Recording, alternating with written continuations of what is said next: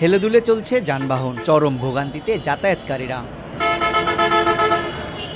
খুলনা নগরীর অন্যতম গুরুত্বপূর্ণ প্রবেশদ্বার সোনাডাঙ্গা বাইপাস সড়কের এমন চিত্র বছরের পর বছর। 2.16 কিলোমিটার সড়কটির প্রায় পুরোটাই জুড়ে বড় বড় গর্ত আর খানাখন্দে ভরা। ভাঙাচোরা সড়কে ক্রমাগত ঝুঁকিতে নাজেহাল অবস্থা চালক, হেলপার, যাত্রী সবার। প্রায় ঘটছে দুর্ঘটনাও। বিকল্প না থাকায় সড়কটি দিয়ে নগরে প্রবেশ করে 18টি জেলার পরিবহন সহ পণ্যবাহী যানবাহন। অনেক ধরনের বিপদে আমরা পতিত হই।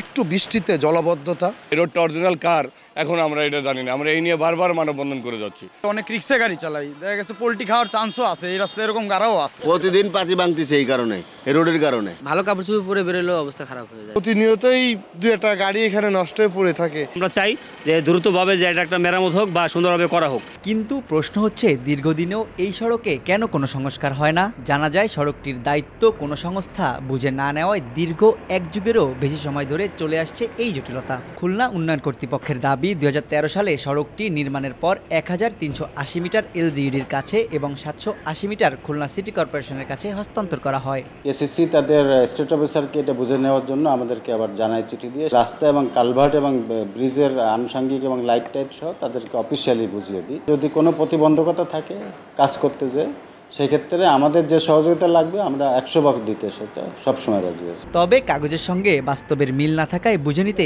অস্বীকৃতি জানায় কেসিসি। আর একই রকম সমস্যার কথা জানিয়ে এলজিইডি বলছে, জনস্বার্থে নেওয়া হচ্ছে পরিকল্পনা। কেডিএকে অনুরোধ করেছি আমাদেরকে 60 ফিট রাস্তা বুঝিয়ে দেওয়ার জন্য। এটা যত দ্রুত বুঝাই দেবে আমরা তত দ্রুত এই কাজের ড্রয়িং এবং এস্টিমেট তৈরি করে আমরা টেন্ডারে যেতে পারবো এবং কাজটা শুরু করে শেষ করতে পারবো। সড়কের যান চলাচল উপযোগী করব সেরকম আমাদের পরিকল্পনায় আছে এবং আমরা এটা যত দ্রুত সম্ভব এটা বাস্তবায়নের চেষ্টা করব। প্রতিদিন সহস্রাধিক যানবাহন চলাচলের এই সড়কটি 2013 সালে 21 কোটি টাকা ব্যয়ে নির্মাণ করে খুলনা উন্নয়ন কর্তৃপক্ষ।